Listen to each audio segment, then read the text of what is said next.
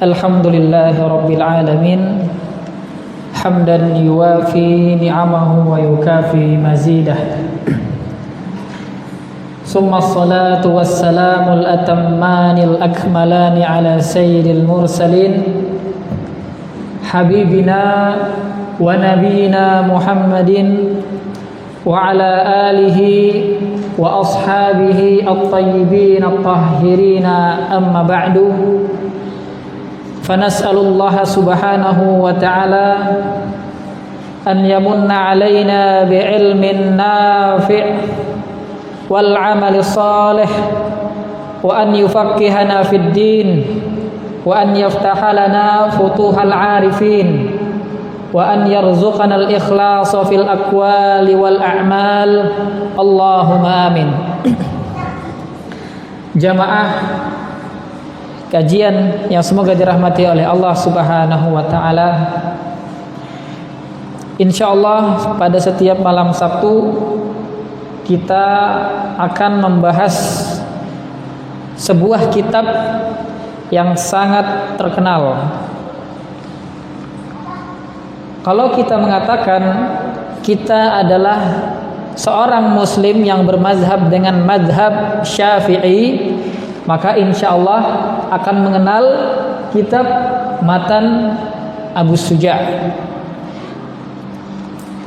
Indonesia sendiri mayoritasnya adalah mazhab Syafi'i, dan sepantasnya bagi kita bahkan harus sekali mengenal kitab ini dan mempelajari kitab Matan Abu Suja'.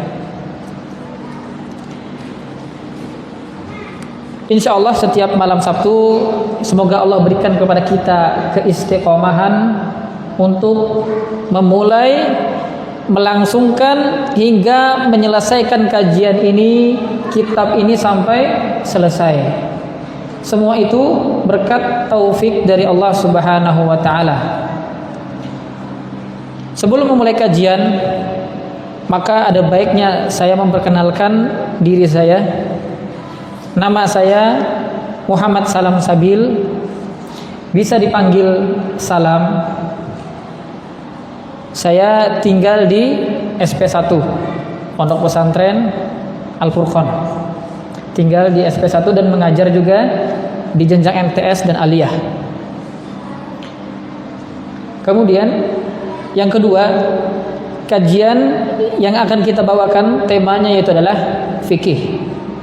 Fikih dalam madhab Imam Muhammad bin Idris Asy-Syafi'i, madhab negeri kita Indonesia, bahkan mazhab Asia Tenggara, Malaysia menggunakan fikih Syafi'i, kemudian Indonesia menggunakan mazhab fikih Syafi'i, dan negara-negara yang lainnya. Kemudian negara-negara seperti Mesir, Yaman itu pakai mazhab Syafi'i. Karena negara kita ya Indonesia ini mayoritasnya mazhab Syafi'i, maka ada baiknya dinasihatkan para ulama bermazhab fikih sesuai dengan mazhab mayoritas negerinya. Tujuannya apa?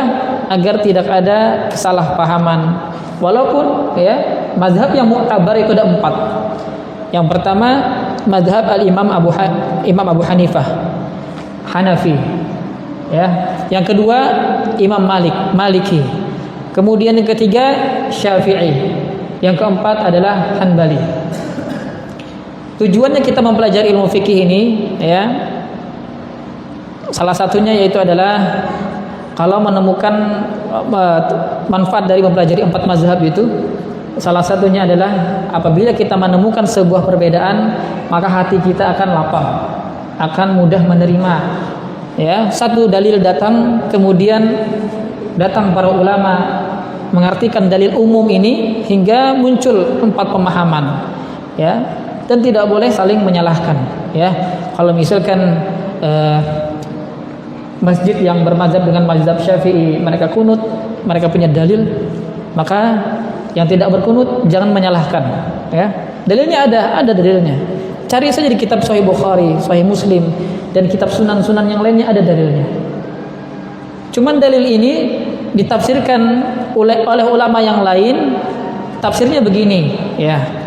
Pemahamannya begini, akhirnya muncullah mazhab yang lain, ya. Contohnya Imam Ahmad bin Hanbal. Mereka mengatakan dalil kunut itu bukan untuk setiap malam, tapi diartikan sebagai kunut nazilah. Itu dalil mereka, pemahaman mereka. Jadi hadis ini datang secara umum, kemudian muncul penafsiran pemahaman ulama. Ini wajar. Khilaf yang mu'tabar, khilaf yang diakui, ya, khilaf yang kuat. Kemudian kalau kita, ya, melihat masjid yang tidak kunut, contoh saja, maka tidak boleh juga menyalahkan masjid yang tidak kunut. Kenapa? Karena mereka juga punya pemahaman sendiri, punya usul sendiri, punya kaidah sendiri. Ini beberapa gambaran, ya, tentang fikih, ya. Itu perkenalan tadi. Kemudian, ya, ilmu fikih. Ya. Yang pertama kita bahas, ya, kalimat fiqh Syafi'i. Fikih, al-fiqhu ala madhabi Imam Asy-Syafi'i. Fikih. Apa itu fikih? Fikih adalah sebuah cabang ilmu, ya. Rasulullah Shallallahu Alaihi Wasallam sebutkan di dalam hadis beliau yang mulia dan disebutkan oleh Al-Imam Yahya bin Syaraf An-Nawawi tentang hadis ini. Nabi mengatakan bunyal Islamu ala khamsin. Islam itu dibangun atas 5 pilar. Yang pertama, ala syahadati an la ilaha illallah. Ala syahadati an la ilaha illallah wa anna Muhammadan Rasulullah. 2 kalimat syahadat. Yang kedua yaitu adalah wa iqamis shalah, wa ita'iz zakah, wa shaumi ramadan, wa hajjil bait. 5, ya, Islam dibangun atas 5. Yang pertama masalah akidah. Beliau sebutkan bahwasanya yang pertama Islam itu adalah akidah. Setelah kita mempelajari akidah yang benar, maka kita mempelajari ilmu apa setelah itu? Maka disebutkan wa iqamis shalah. Yang kedua mendirikan salat. Salat berkaitan dengan apa? Dengan ilmu fikih. Salat berkaitan dengan apa? Ilmu fikih. Wa iqamis shalah, wa itta'iz zakah. Kemudian zakat berkaitan dengan apa? Ilmu fikih. Ada fikih zakat. Kemudian wa shaumi ramadan. Yang keempat ilmu fikih puasa. Kemudian yang kelima wa hajjil bait, berhaji ke Baitullah. Ini berkaitan dengan ilmu fikih. Yang pertama akidah, meyakini bahwasanya Allah Subhanahu wa taala adalah Tuhan kita. Maka ini dikatakan fiqhul akbar, fikih yang paling besar, yaitu memahami bahwasanya Allah adalah Tuhan kita. Bersaksi bahwasanya tidak ada Tuhan selain Allah. Maka disebutkan bahkan di kitab-kitab fikih para ulama. Contohnya matan Safinatun Najah. Ini fikih Syafi'i juga. Fikih ini kitab ini membahas tentang yang wajib-wajib saja. Beliau sebutkan pertama masalah akidah di situ. Masalah akidah, syahadat. Ya, kemudian setelahnya hal-hal yang wajib, salat, puasa, zakat, haji, itu wajib semua. Fardu ain kita mempelajarinya. Kemudian jamaah yang dirahmati Allah Subhanahu wa taala, ya. Setelah ilmu akidah, maka yang kedua adalah ilmu fikih. Apa anjuran Nabi Shallallahu alaihi wasallam mempelajari ilmu fikih? Ya, disebutkan dalam hadis Imam Bukhari meriwayatkan hadis ini. Rasulullah mengatakan, "Man yuridillahu bihi khairan yufaqihu fid din." Barang siapa yang Allah inginkan kebaikan pada diri seseorang tersebut, kita nih manusia, kalau Allah pengen kita menjadi orang yang dipilih menjadi orang yang baik, kira-kira apa yang Allah akan lakukan kepada kita? Yufaqihu fid din. Allah akan pahamkan dia terhadap agamanya. Yufaqihu fid din. Agama kita ada akidah di situ, ada fikih juga. Maka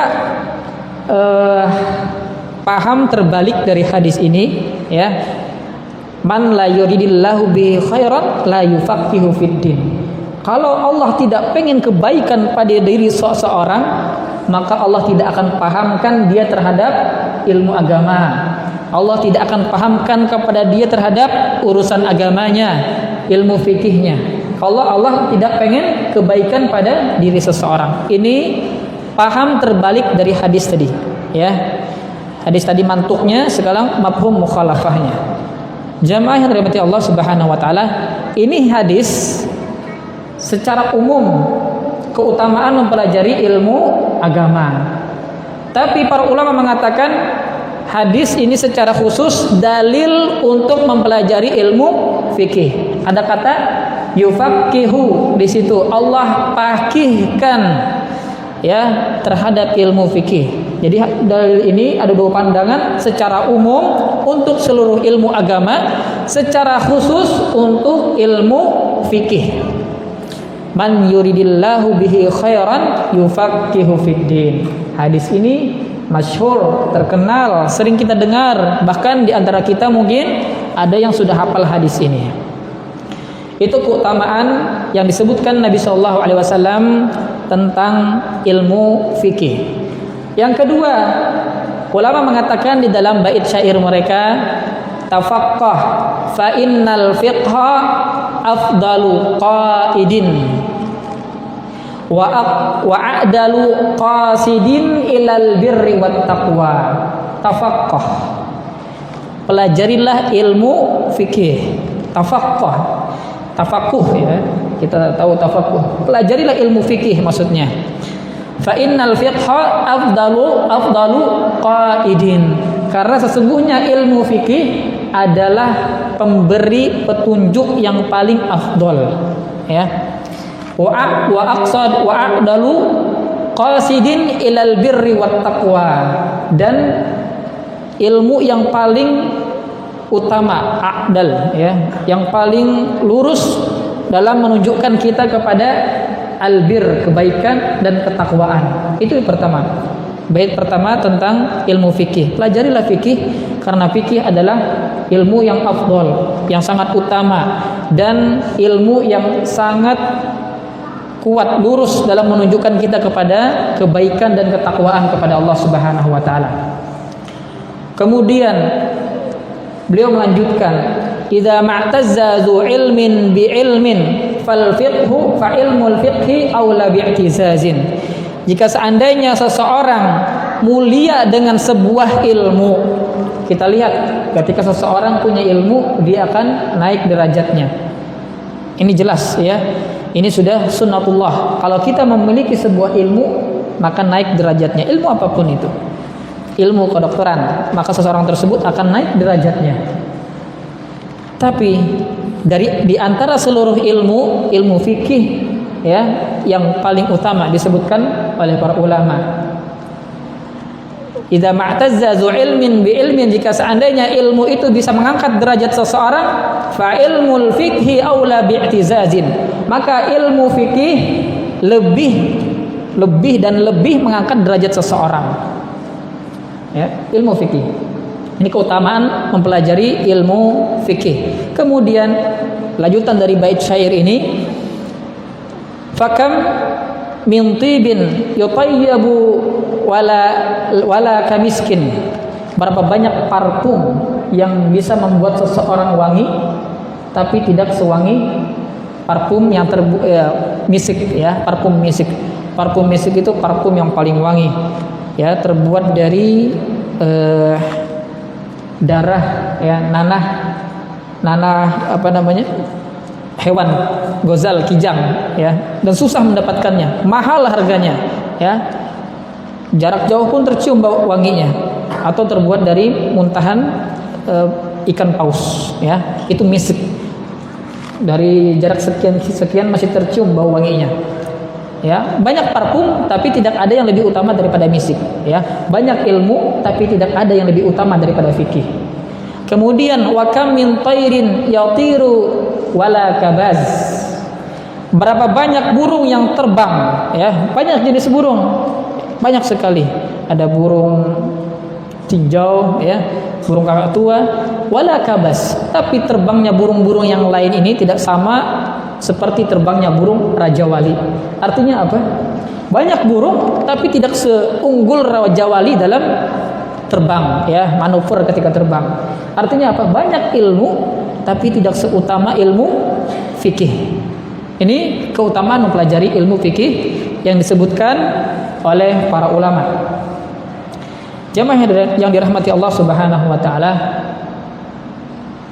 Kemudian yang pertama kita bahas ya, untuk slide pertama ini berkaitan tentang fikih itu sendiri. Apa itu fikih? Ya, kita sering dengar atau pelajari di MTS, kemudian madrasah aliyah atau di sekolah umum mempelajari ilmu fikih. Kira-kira apa itu fikih? Fikih, maka di sini ada 4 pembahasan. Yang pertama ada pengertian fikih. Apa itu fikih? Yang kedua, hukum mempelajari ilmu fikih. Yang ketiga, apa manfaat dari mempelajari ilmu fikih? Yang keempat, sumber dari fikih itu apa? Sumbernya. Ya. Maka kita mulai dari yang pertama, yaitu adalah pengertian ilmu fikih. Pengertian ini para ulama sebutkan secara etimologi dan terminologi, atau secara lugawi dan secara istilahi, secara bahasa dan secara istilah. Secara bahasa diambil dari kata al-fiqhu, fiqih, faham, al-fahmu, ya. Secara bahasa artinya adalah paham. Secara bahasa artinya paham. Kemudian secara istilah, ilmu yang berkaitan, sebuah ilmu yang berkaitan dengan hukum-hukum syar'i pada bagian furu. Apa itu furu? Furu itu cabang. Ya, contohnya tadi usulnya adalah akidah, ya, tauhid, ilmu akidah bahwasanya Allah Subhanahu wa taala adalah Tuhan kita dan Nabi Muhammad adalah Rasulullah sallallahu alaihi wasallam. Ini ilmu akidah, usul yang paling tinggi. Kemudian fikih itu sifatnya apa? Cabang. Ada salat, kemudian ada zakat, ada puasa, ada haji, itu cabang namanya. Ya, furu'. Jadi ilmu fikih ini pembahasannya tidak membahas akidah. Tidak membahas tentang akidah, tidak membahas tentang yang sifatnya akidah, ya. Tapi membahas tentang furu'. Membahas tentang cabang-cabangnya. Tentang salat, contohnya zakat, puasa, haji, itu yang disebutkan dalam hadis Nabi Shallallahu alaihi wasallam. Ilmu yang berkaitan tentang hukum-hukum syar'i. Nah, hukum minum khamar, hukum mabuk apa? Itu hukumnya apa gitu. Itu fikih pembahasannya. Kemudian hukum salat tidak berwudu, apa hukumnya? Maka itu pembahasan fikih. Hukum ketika salat tidak membaca Al-Fatihah, apa hukumnya? Itu pembahasan fikih. Ya. Hukum-hukum yang berkaitan dengan amaliyah seorang hamba itu ranah bagian dari fikih. Hukum-hukum syar'i pada bagian furu', bagian cabang, ya, bawahan. Jadi ada usul, ada furu'. Ada yang paling tinggi adalah akidah, yang kita belajar akidah. Kemudian yang kedua adalah belajar fikih. Kemudian pembahasan yang kedua, hukum mempelajari ilmu fikih. Hukumnya, maka hukumnya terbagi menjadi 2. Bisa jadi fardu ain, wajib bagi setiap seseorang. Fardu ain itu wajib bagi setiap seseorang. Ini ada A, ada si B, ada si C. Maka ilmu fardu ain itu wajib bagi si A, bagi si B, bagi si C untuk mempelajarinya. Setiap mereka satu-satu, wajib person, ya, perorangan, wajib, itu fardu ain. Contoh ilmu fikih yang wajib dipelajari setiap orang, yaitu adalah, contohnya adalah wudu, berwudu, ya, fardu ain, ya. Hukumnya mempelajari wudu adalah fardu ain. Karena ketika kita tidak bisa berwudu, maka tidak sah salatnya, ya. Secara kaidah, ma la yutimmul wajibu illa bihi fa huwa wajib. Salat itu wajib. Kalau wudunya enggak bisa, ya, maka mempelajari wudu hukumnya adalah wajib. Mempelajari wudu hukumnya adalah wajib. Maka bagi setiap kita, setiap muslim, ya, yang sudah balik ataupun yang belum balik, dianjurkan untuk mempelajari fikih, terutama fikih yang sifatnya wajib, amaliyah yang wajib. Yang kedua, contohnya adalah salat. Ya, salat bisa diwakilkan tidak? Bisa dititip salat. fulan, saya titip sholat, bisa tidak? Enggak bisa, ya. Tidak bisa dititip sholat itu. Maka hukumnya mempelajari sholat adalah ilmu fikih sholat adalah fardu ain, wajib perorangan. Ya, masalah niat, kemudian syarat-syarat sholat, kemudian ya sunnah-sunnah sholat, abad sholat, segala macam kita wajib mempelajarinya. Kemudian mempelajari Al-Fatihah, ya. Al-Fatihah ini di dalam sholat apa kedudukannya? Rukun. Al-Fatihah di dalam sholat kedudukannya rukun. Rukun itu apa? Rukun itu kalau kita tinggalkan, konsekuensinya kalau kita tidak kodok, ya, kembali kepada rukun yang sama, maka tidak sah sholatnya.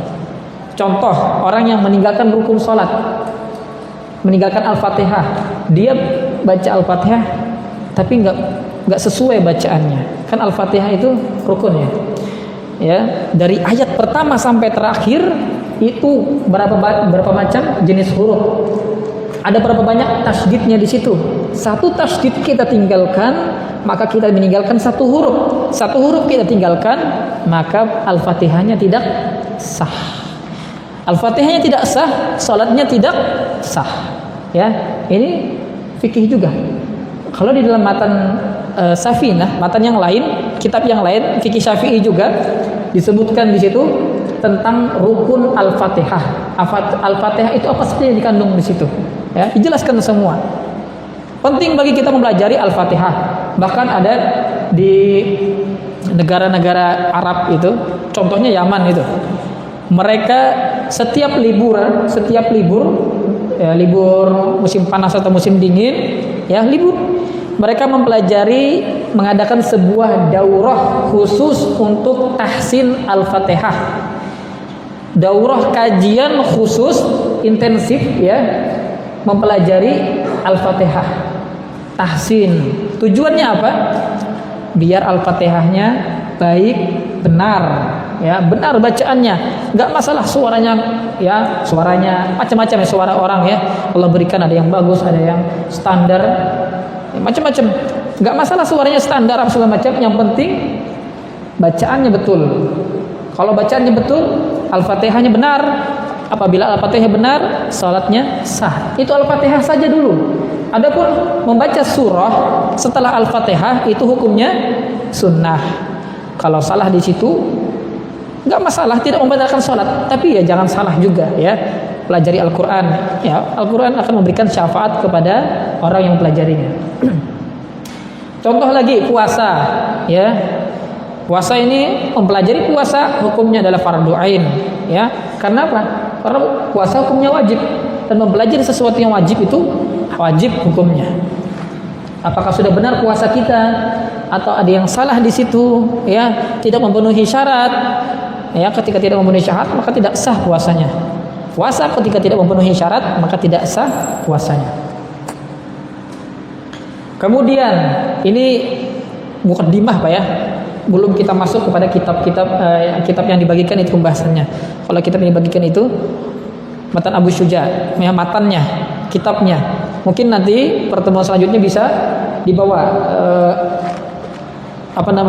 pulpennya atau pensilnya, nanti diartikan di situ, kemudian dicatat ilmunya. Kata Imam Syafi'i, ya, imam kita, Imam Syafi'i, imam mazhab Syafi'i, beliau mengatakan qayyid al-ilmu saydun. Ilmu itu seperti sayd. Sayd itu hewan buruan, ya. Ilmu itu seperti hewan buruan. Kita tahu hewan buruan itu apa? Kijang, payau, ya, tupai, burung, itu hewan buruan, ya. Ketika kita berburu, pasti kita tangkap, kemudian pasti kita amankan di tempat yang aman, ya, supaya dia tidak lari.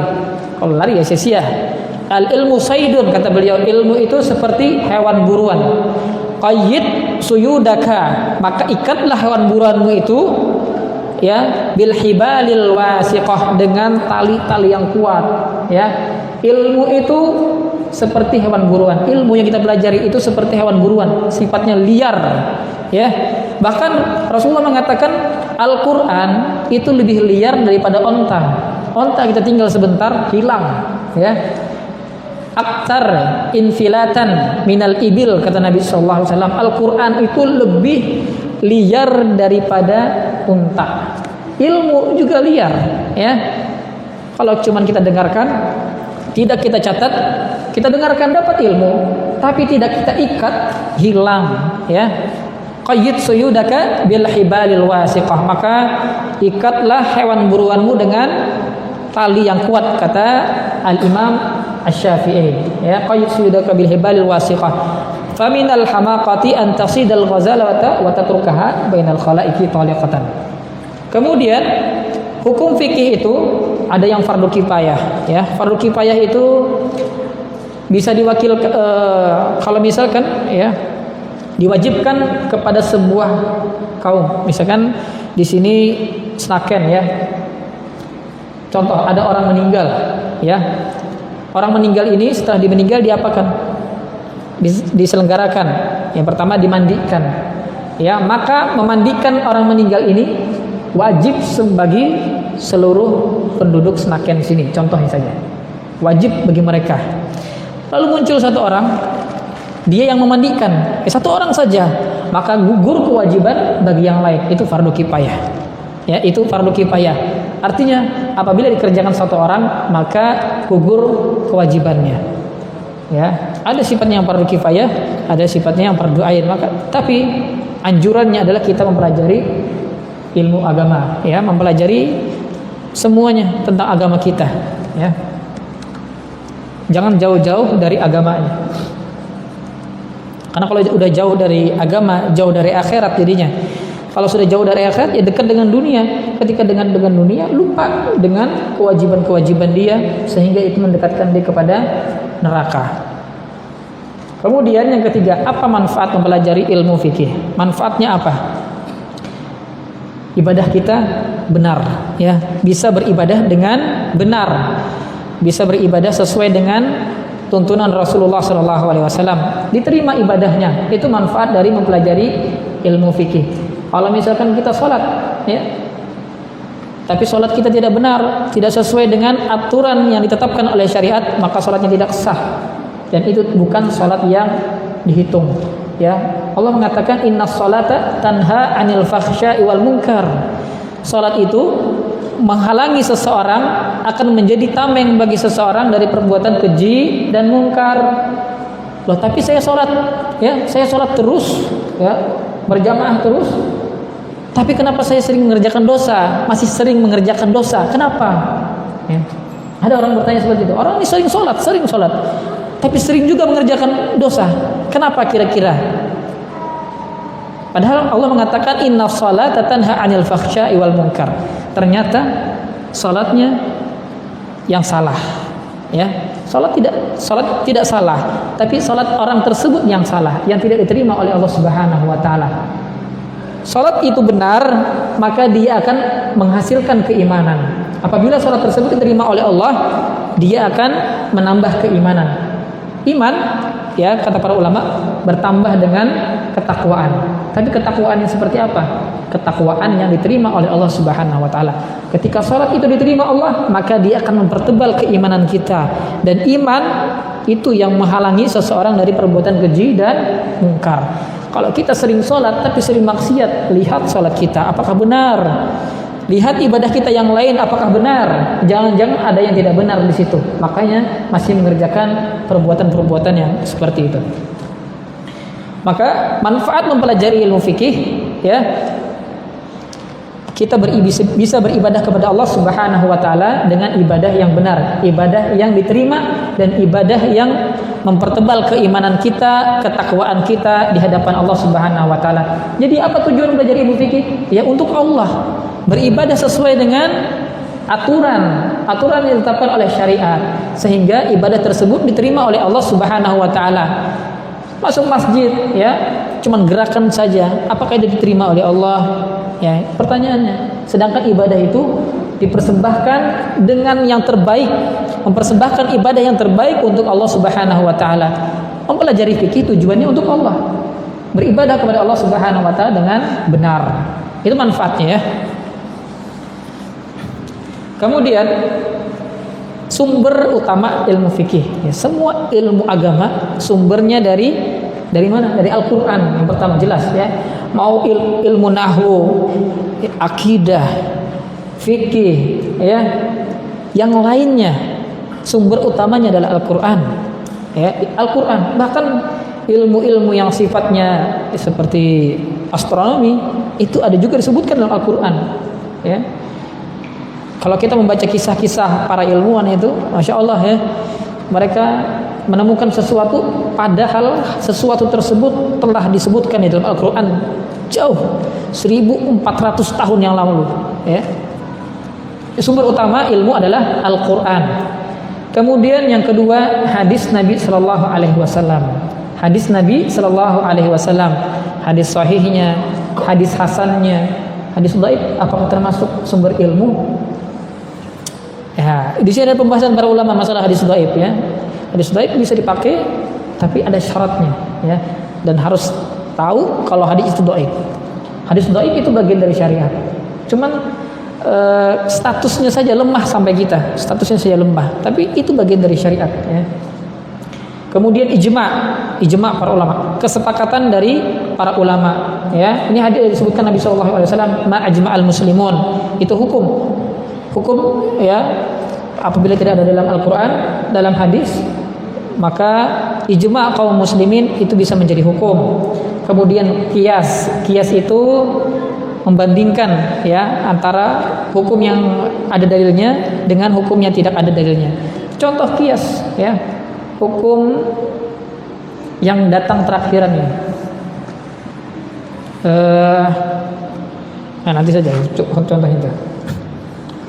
Ini sumber utama dari, ya, dari fikih, ilmu fikih.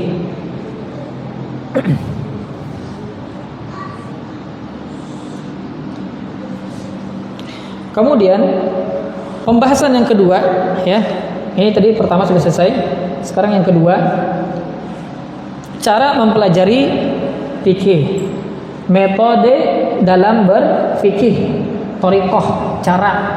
Maka caranya itu ada dua macam. Yang pertama, thariqah, ya, cara, metode fuqaha, ya, bermazhab. Yang kedua, metode ahlul hadis.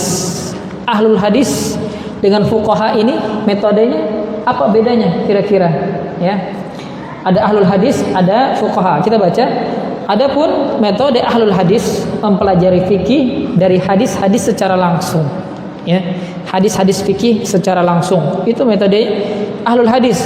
Jadi orang yang menggunakan metode ahlul hadis dalam mempelajari fikih, mereka akan mempelajari fikih dari hadis langsung, ya, hadis Nabi SAW yang berkaitan dengan fikih. Contohnya kitab-kitab hadis yang membahas ilmu fikih. Ada kitab yang sangat terkenal, Bulughul Maram, ya, karangan Ibnu Hajar Al-Asqalani. Ini kitab hadisnya sekitar 1400 lebih, kalau tidak salah 1400 lebih.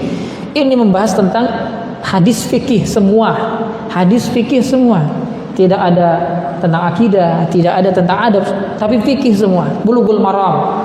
Atau yang lainnya karya Al-Imam Abdul Ghani Al-Maqdisi, Umdatul Ahkam, ya.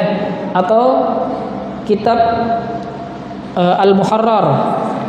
Kemudian atau membuka Sahih Bukhari dalam bab fikih, Sahih Muslim dalam bab fikihnya. Jadi thariqah al-hadis ini mempelajari fikih dari zahir hadisnya, dari hadis langsung, secara langsung, ya, secara langsung. Banyakkan hadis yang membahas tentang sholat Nabi SAW itu mereka mengambil langsung dari hadisnya. Contohnya di sini ada Umdatul Ahkam, Bulughul Maram, Al-Muntaqa. Kemudian metode fuqaha. Ini metode yang kedua dalam mempelajari ilmu fikih. Metode fuqaha ini berpegang dengan salah satu mazhab dari 4 mazhab, ya. Tamazhub, bermazhab dengan salah satu mazhab dari 4 mazhab. Ini metode fuqaha dalam mempelajari ilmu fikih. Contohnya mazhab itu ada 4 yang muktabar, mazhab Hanafi, kemudian Malik, Syafi'i dan Hambali, ya. Kemudian mayoritas mazhab negeri kita adalah mazhab Syafi'i. Maka para ulama menganjurkan bagi kita untuk mempelajari fikih sesuai dengan mayoritas mazhab negerinya, ya.